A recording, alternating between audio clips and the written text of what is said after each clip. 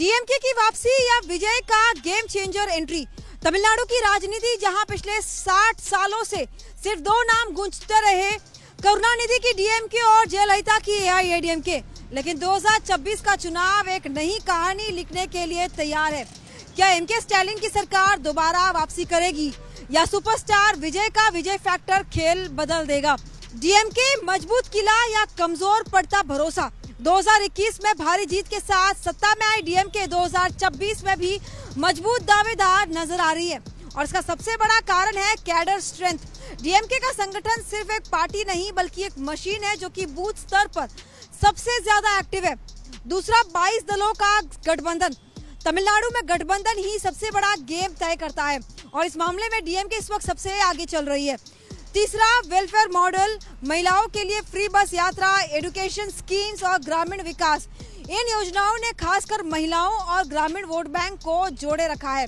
और सबसे बड़ा फायदा एआईएडीएमके की कमजोरी। एआईएडीएमके बिखरी विरासत दिखाई दे रही है। जयललिता के बाद एआईएडीएमके लगातार नेतृत्व संकट और गुटबाजी से जूझ रही है और यही वजह है कि डीएमके ने चुनाव को बना दिया है दिल्ली बनाम तमिलनाडु। ये नैरेटिव काम करता भी दिखाई दे रहा है। द्राविडियन अस्मिता और भाषा की राजनीति फिर से केंद्र में आ गई है, लेकिन डीएमके के लिए खतरा भी कम नहीं है, क्योंकि इतनी ताकत के बावजूद डीएमके के सामने सबसे बड़ा खतरा है एंटी इनकम्बेंसी। 5 साल की सत्ता के बाद भ्रष्टाचार के आरोप और प्रशासनिक कमियां, शहरी नाराजगी, चाहे चेन्नई हो या कोयम्बतूर, महंगाई, बेरोजगारी और इंफ्रास्ट्रक्चर के मुद्दे बन चुके हैं सबसे अहम मुद्दे। एमके स्टालिन एक सॉफ्ट और एडमिनिस्ट्रेटिव लीडर की छवि बनाने में तो सफल रहे हैं। वहीं अगर बीजेपी की बात करें तो सीमित ताकत लेकिन बढ़ता प्रभाव। तमिलनाडु में बीजेपी का सफर आसान नहीं रहा। 2021 विधानसभा में जहां 4 सीटें जीती, लेकिन 2024 लोकसभा में वोट शेयर बढ़ा, लेकिन उछाल के बावजूद के अन्नामलई के नेतृत्व में पार्टी ने ग्राउंड में जो पकड़ भी मजबूत बनाई।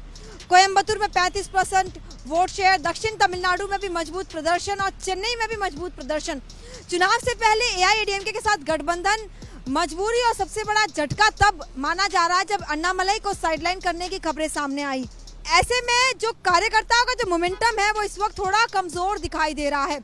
लेकिन इस बीच सबसे अहम सवाल ये कि विजय का फैक्टर आखिर किस तरह से काम करेगा, क्योंकि इस चुनाव को अगर पूरी तरह से बदल सकता है तो वो है सुपरस्टार विजय।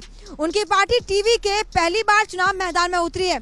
उनकी ताकत ये है कि जबरदस्त वोट बेस, फैन बेस है उनका और युवा और महिलाओं का साथ भी है। सोशल मीडिया से कनेक्टिविटी और पॉलिटिक्स उनका बदलाव की बात कर रही है। लोग तो उन्हें एमजीआर से भी तुलना कर रहे हैं।